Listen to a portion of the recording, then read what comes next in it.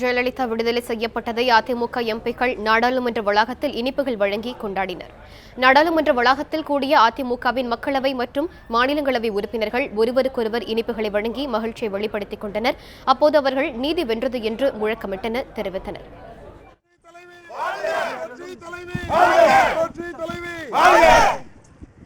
இந்த நாட்டை ஆட்சி செய்து கொண்டிருந்த புரட்சி தலைவி அம்மாவிற்கு இந்த விடுதலை ஒரு மிகப்பெரிய விடுதலை.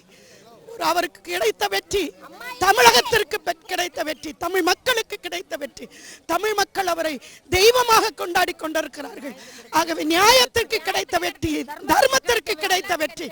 ஆகவே அம்மாவின் இனிமேல் அவர்களை யாராலும் அசைக்க முடியாது, அவர்களை யாராலும் தடுக்க முடியாது.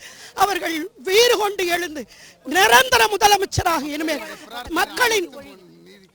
மக்களுடைய பிரார்த்தனை, 7.5 கோடி தமிழ் மக்களின் பிரார்த்தனை இன்று வென்றிருக்கிறது, தர்மம் வென்றிருக்கிறது.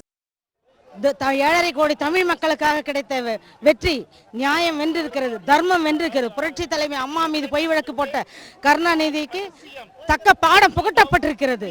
நியாயமே வெல்லும், தர்மமே வெல்லும் என்பதற்கு இது ஒரு உதாரணமாக காட்டுகிறது. புரட்சி தலைவி அம்மா வாழ்க. அவர் அம்மா புரட்சி தலைவி சக்சஸ்.